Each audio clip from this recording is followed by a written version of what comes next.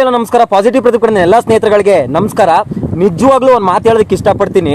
ನಾವು ಹೆಣ್ಣಿಗೆ ಗೌರವ ಕೊಡ್ತಾ ಇದ್ದೀವಿ, ಹೆಣ್ಣಿನ ಮೇಲೆ ನಾವು ಬೆಲೆ ಇಟ್ಟಿದ್ದೀವಿ.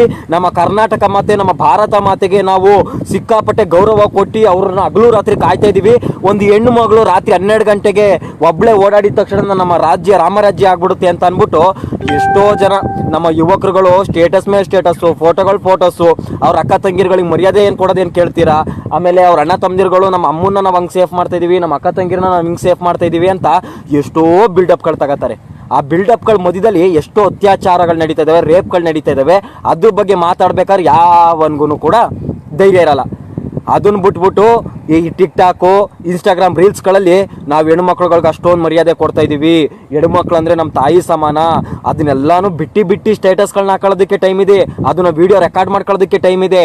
ಅದೇ ನೆನ್ನೆ ಮೈಸೂರಲ್ಲಿ ಯಾವುದೋ ಒಂದು ಹೆಣ್ಣು ಹುಡುಗಿ ಮೇಲೆ ಅತ್ಯಾಚಾರ ಆಗಿದೆ.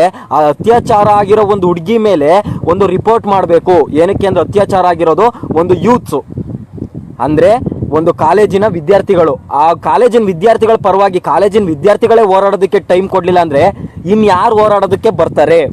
ಇದು ನನ್ನ ಕ್ವಶನ್ನು. ಇನ್ನೂ ಒಂದು ಮಾತು ಕೇಳೋದಕ್ಕೆ ಇಷ್ಟಪಡ್ತೀನಿ. ಎಷ್ಟೋ ಪಕ್ಷಗಳು ಮಾಡ್ಕೊಂಡಿದ್ದೀರಾ, ಎಷ್ಟೋ ಸಂಘಟನೆಗಳನ್ನ ಮಾಡ್ಕೊಂಡಿದ್ದೀರಾ, ಯೂತ್ ಪ್ರೆಸಿಡೆಂಟ್ಗಳು. ನಾವು ಯೂತ್ನ ಹಂಗೆ ಉದ್ಧಾರ ಮಾಡಬೇಕು, ಯೂತ್ಗಳನ್ನ ನಾವು ಏನು ಮುಷ್ಟಿ ಕಟ್ಟಿ ನಾವು ಅವ್ರನ್ನೆಲ್ಲ ಕಾಪಾಡ್ಕೊಳ್ತೀವಿ, ನಾವು ಹಂಗೆ ಹಿಂಗೆ ದಬಾಕ್ತೀವಿ ಅಂತ ಅಂದಿರೋರೆಲ್ಲರೂ ನೆನ್ನೆ ಒಂದು ರೇಪ್ ಆಗಿರೋದು ಒಂದು ಯೂತ್ಗಳ ಮೇಲೆನೆ ಕೂಡ. ಆ ಯೂತ್ಗಳ ಪರವಾಗಿ ಹೋರಾಡೋದಕ್ಕೆ ಯಾವ ಯೂತ್ಗಳು ಕೂಡ ಇಷ್ಟೊತ್ತಾದ್ರೂ ಕೂಡ ಒಬ್ಬ ಒಂದು ಮೆಸೇಜ್ ಹಾಕಿಲ್ಲ, ಒಂದು ವಾಟ್ಸಪ್ಗಳಿಗೆ ಒಂದು ಸ್ಟೋರಿ ಹಾಕೊಂಡು ಬನ್ನಿದ್ರು ಪರವಾಗಿ ಏನಾರು ಒಂದು ಧ್ವನಿ ಎತ್ತನಂತ ಒಬ್ಬನು ಕರೆದಿಲ್ಲ. ಅದು ಎಲ್ಲಿ? ನಮ್ಮ ಕರ್ನಾಟಕದ ಸಾಂಸ್ಕೃತಿಕ ನಗರಿ ಅಂತ ಹೆಸರು ಮಾಡಿರೋಂಥ ನಮ್ಮ ಮೈಸೂರು ಜಿಲ್ಲೆಯ ಚಾಮುಂಡೇಶ್ವರಿಯ ಬೆಟ್ಟದ ತಪ್ಪಲಿನಲ್ಲಿ.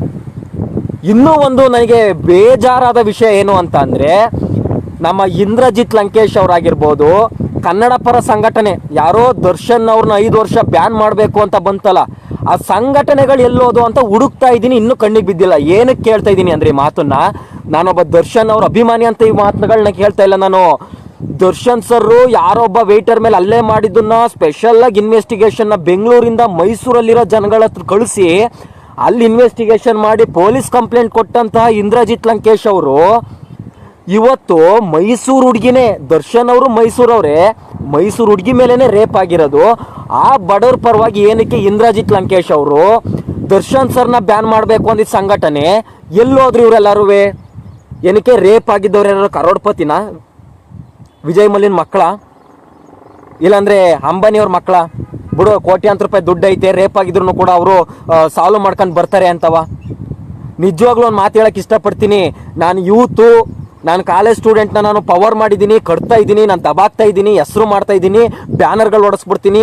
ಕನ್ನಡ ರಾಜ್ಯೋತ್ಸವ ಬಂದಾಗ ನಾನು ಬ್ಯಾನರ್ ಹೊಡೆಸ್ಬಿಟ್ಟು ಪವರ್ ಸ್ಟೂಡೆಂಟ್ಸ್ಗಳನ್ನ ಗುಡ್ಡೆ ಹಾಕಬಿಟ್ಟು ಬೈಕ್ ರ್ಯಾಲಿ ಕರ್ಕೊಂಡು ಹೋಗ್ತೀನಿ, ಜೈ ಅನಿಸ್ಕೊಬಿಡ್ತೀನಿ ಅನ್ನೋದಕ್ಕೆ ಮಾತ್ರ ಯೂತ್ಗಳನ್ನ ಯೂಸ್ ಮಾಡ್ಕೋಬೇಡಿ. ಇನ್ನೂ ಒಂದು ಬೇಜಾರದ ವಿಷಯ ಏನು ಅಂತಂದರೆ, ನಮ್ಮ ಕರ್ನಾಟಕದಲ್ಲಿ 3 ಪಕ್ಷ ಇದ್ದಾವೆ ಸ್ವಾಮಿ, BJP, ಕಾಂಗ್ರೆಸ್ಸು, JDS ಅಂತ. ಅದರಲ್ಲಿ 3 ಪಕ್ಷದಲ್ಲೂ ಕೂಡ ನಾನು ಯೂತ್ ಪ್ರೆಸಿಡೆಂಟು, ಯೂತ್ಗೆ ರಾಜ್ಯಾಧ್ಯಕ್ಷ, ಯೂತ್ಗೆ ಜಿಲ್ಲಾಧ್ಯಕ್ಷ, ನಾನು ಯೂತ್ಗೆ ಯೂತ್ ಪ್ರೆಸಿಡೆಂಟು ನಾನು ಅಂತ ಬಿಲ್ಡಪ್ಗಳು ತಗೋತೀರಾ, ವಾಟ್ಸಪ್ ಸ್ಟೇಟಸ್ಗಳಿಗೆ ಹಾಕತ್ತೀರಾ. ನಿನ್ನೆ ರೇಪ್ ಆಗಿದಾಗ ಮೈಸೂರಲ್ಲಿ ಯಾವ ಯೂತ್ ಪ್ರೆಸಿಡೆಂಟು ಇಲ್ವಾ, ಅಥವಾ ಯಾವ ಕಾಲೇಜಿನ ವಿದ್ಯಾರ್ಥಿಗಳು ಇಲ್ವಾ? ಅದನ್ನ ಕೇಳಬೇಕು ಅಂತ ನೀವು ಎಲ್ಲಿವರೆಗೆ ಕಾಯ್ತಾ ಇದ್ದೀರಾ ಅಂತ ಅಂದರೆ, ಆ ಹೆಣ್ಣು ಹುಡುಗಿ ಏನಾರ ಸತ್ತೋದ್ರೆ RIP, ನೀನು ನಮ್ಮ ಕರ್ನಾಟಕದಲ್ಲಿ ಹುಟ್ಟಿ ತಪ್ಪು ಮಾಡಿಬಿಟ್ಟೆ ಕಣಮ್ಮ, ಇನ್ನೊಂದ್ಸತಿ ಹುಟ್ಟಬೇಡ, ಕ್ಯಾಂಡ್ಲ್ ಇಟ್ಕೊಂಡು ಜಸ್ಟಿಸ್ ಫಾರ್ ಆ ಹುಡುಗಿ ಹೆಸರು ಇನ್ನೂ ಲಾಂಚ್ ಆಗಿಲ್ಲ ಅನ್ನೋ ಕಾರಣಕ್ಕೋಸ್ಕರ ಹುಡುಗಿ ಹೆಸರು ಬರಲಿ ಅಂತ ಕಾಯ್ತವ್ರೆ ಅನಿಸುತ್ತೆ. ಎಲ್ಲರೂ ತಮ್ಮ ವಾಟ್ಸಪ್ ಸ್ಟೇಟಸ್ಗಳಿಗೆ ಕ್ಯಾಂಡ್ಲ್ಗಳು ಇಟ್ಕೊಂಡು RIP ಕಣಪ್ಪ, ನೀವು ನಮ್ಮ ಕರ್ನಾಟಕದಲ್ಲಿ ಹುಟ್ಟಿದ್ದು ನಮ್ಮದು ದುರ್ದೈವ, ನಿಮ್ಮನ್ನು ನಾವು ಕಾಪಾಡ್ಕೊಳಕ್ಕಾಗಿಲ್ಲ, ಮುಂದಿನ ವರ್ಷ ವುಮೆನ್ಸ್ ಡೇ ಬರ್ತಿದ್ದಂಗೆ ನಿಮ್ಮ ಫೋಟೋಗಳನ್ನ ಹಾಕಬಿಟ್ಟು RIP, ಈ ವರ್ಷ ನಿಮ್ಮನ್ನು ಕಳ್ಕೊಂಡ್ವಿ. ಒಂದೇ ಒಂದು ಮಾತು ಹೇಳಕ್ಕೆ ಇಷ್ಟಪಡ್ತೀನಿ. ಕಳೆದ ವರ್ಷದಿಂದ 1.5 ಲಕ್ಷ ಹೆಣ್ಮಕ್ಳುಗಳ ಮೇಲೆ ಅತ್ಯಾಚಾರ ನಡೆದಿದೆ. ಆದರೆ ನಮ್ಮ ರಾಜಕೀಯ ವ್ಯಕ್ತಿಗಳಿಗೆ ಇದನ್ನು ಕೇಳೋದಕ್ಕೆ ಟೈಮ್ ಇಲ್ಲ. 1.5 ಲಕ್ಷ ಹೆಣ್ಮಕ್ಳುಗಳ ಮೇಲೆ ಅತ್ಯಾಚಾರ ಆಗಿದೆ. ಇದಕ್ಕೇನು ಜಾರಿಗೆ ತರಬೇಕು, ಇದಕ್ಕೇನು ಉಪಯೋಗ ಆಗೋಂಥ ಒಂದು ಜಾರಿಗೆನ ತಂದುಕೊಟ್ಟು ಇದನ್ನೆಲ್ಲ ಕಡಿವಾಣ ಹಾಕಬೇಕು ಅಂತ ನನ್ನ ಮಗನೂ ಕೂಡ ಕೇರ್ ಮಾಡಲ್ಲ. ಏನು ಕೇರ್ ಮಾಡ್ತೀರಾ ಅಂತ ಅಂದರೆ, ನಾನು MLA ಯಾವಾಗ ಹಾಕಬೇಕು, MP ಯಾವಾಗ ಹಾಕಬೇಕು, ನನಗೆ ಮುಖ್ಯಮಂತ್ರಿ ಸೀಟ್ ಕೊಟ್ಟನ, ಮುಖ್ಯಮಂತ್ರಿ ಸೀಟ್ ಕೊಡ್ದಲೇ ಬಿಟ್ನ, ಮುಖ್ಯಮಂತ್ರಿ ಸೀಟ್ ಕೊಡದೇ ಇದ್ದಕ್ಕೆ ಮುಖ್ಯಮಂತ್ರಿಗಳಿಗೆ ಬೈಯೋದು, ಇದು ನಡೀತಾ ಇದೆ ಹೊರತು ತನ್ನ ಮನೆ ಮಕ್ಕಳುಗಳಿಗೆ ರೇಪ್ ಆದಾಗ ಯಾರು ಕೂಡ ಬರಲ್ಲ ಅನ್ನೋದನ್ನು ಅವರು ಅರ್ಥ ಮಾಡ್ಕೊಳ್ತಾ ಇಲ್ಲ. ಇನ್ನೂ ಒಂದು ಖುಷಿಯಾದ ವಿಚಾರ ಏನು ಗೊತ್ತಾ? ಅಂತ ಅಂದರೆ, ಮಹಿಳಾ ಸಮಾಜ ಸಂಘಟನೆಗಳೆಲ್ಲ ಎಲ್ಲಿ ಹೋಗಿದ್ದಾವೆ ಅನ್ನೋದೇ ನನಗೆ ಗೊತ್ತಾಗ್ತಾ ಇಲ್ಲ. ನಿನ್ನೆ ಒಬ್ರು ಒಂದು ಟಿವಿ ಚಾನಲ್ ಇಂಟರ್ವ್ಯೂ ನೋಡಿದೆ, ಆ ಹೆಣ್ಣು ಮಗಳು 7 ಗಂಟೆಯಲ್ಲಿ ಚಾಮುಂಡಿ ಬೆಟ್ಟಕ್ಕೆ ಬರೋದಕ್ಕೆ ಏನಿತ್ತು ಅನಿವಾರ್ಯತೆ ಅಂತ ಕ್ವಶನ್ ಮಾಡಿದಂಥ ಒಂದು ಮಹಿಳೆಗೆ ನಾನು ಕ್ವಶನ್ ಮಾಡ್ತೀನಿ.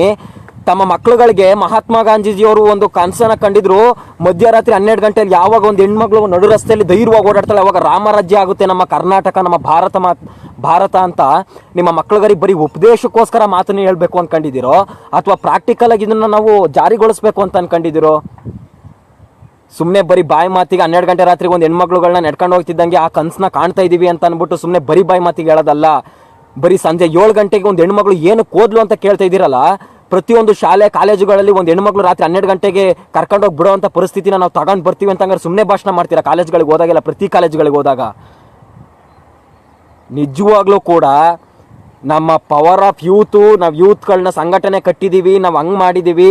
ಎಷ್ಟೋ ಕನ್ನಡ ಪರ ಸಂಘಟನೆಗಳು ಎಲ್ಲ ಎಲ್ಲೋಗಿದ್ದಾವೆ ಸ್ವಾಮಿ. ನಾನು ಕೇಳ್ಕೊಳ್ತಾ ಇರೋದು ಇಷ್ಟೇ, ಯಾರೋ ಬೇಡದಲ್ಲಿರೋ ತಪ್ಪನ್ನು ಮಾಡ್ತಾರೆ. ದರ್ಶನ್ ಅವರು ಯಾವುದೋ ವೆಯ್ಟ್ರಿಗೆ ಹೊಡೆದ್ರು ಅಂದಾಗ ಬೆಂಗಳೂರಲ್ಲಿರೋ ವ್ಯಕ್ತಿ ಮೈಸೂರಿಗೆ ಹೋಗಿ ಮೈಸೂರಲ್ಲಿ ಇನ್ವೆಸ್ಟಿಗೇಷನ್ ಮಾಡಿಸಿ ಪೊಲೀಸ್ ಕಂಪ್ಲೇಂಟ್ ಕೊಟ್ಟು ಹಗಲು ರಾತ್ರಿ ಮೀಡಿಯಾಗಳ ಮುಂದೆ ಬಂದು ನಾನು ಈ ಸಾಕ್ಷಿ ಇಟ್ಟಿದ್ದೀನಿ ಆ ಸಾಕ್ಷಿ ಇಟ್ಟಿದ್ದೀನಿ ಅಂತ ತೋರಿಸ್ತಿರಲ್ಲ. ಇವಾಗಲೂ ದರ್ಶನ್ ಅವರು ಕೂಡ ಅದೇ ಮೈಸೂರು, ರೇಪ್ ಆಗಿರೋದು ಕೂಡ ಅದೇ ಮೈಸೂರು ಹುಡುಗಿ ಮೇಲೆ. ಯಾಕೆ ಯಾವುದೇ ಸಂಘಟನೆ, ಯಾವ ಇಂದ್ರಜಿತ್ ಲಂಕೇಶು, ಯಾವ ಪೊಲೀಸ್ ಸ್ಟೇಷನ್ ಅಧಿಕಾರಿಗಳು ಯಾರು ಕೂಡ ಏನಕ್ಕೆ ಅತಿಯಾದ ಮುಖವರ್ಜಿನ ವಹಿಸ್ಕೊಂಡು ಯಾರೂ ಹೋರಾಟ ನಡೆಸ್ತಿಲ್ಲ? ಏನಕ್ಕೆ? ಇದೆಲ್ಲ ಆದಮೇಲೆ ಇನ್ಸ್ಟಾಗ್ರಾಮ್ ರೀಲ್ಸ್ಗಳು ಟಿಕ್ಟಾಕ್ಗಳಲ್ಲಿ ಕಾಯ್ತಾ ಇರ್ತಾರೆ. ಏನಕ್ಕೆ ಅಂತ ಅಂದರೆ ಫೇಕಾಗಿ ಹುಡುಗಿ ಒಂದು ಫೋಟೋ ಇಟ್ಕೊಬಿಟ್ಟು ಗಳಗಳನ್ನ ಹತ್ಬಿಡೋದು, ಮಿಸ್ ಯು ಕಣವ, ನಮ್ಮ ಮೈಸೂರಿನ ಹುಡುಗಿ ಕಣವ, ಸುಮ್ಮನೆ ಬಿಟ್ಟು ಡೈಲಾಗ್ಗಳನ್ನ ಹಾಕಬಿಡೋದು.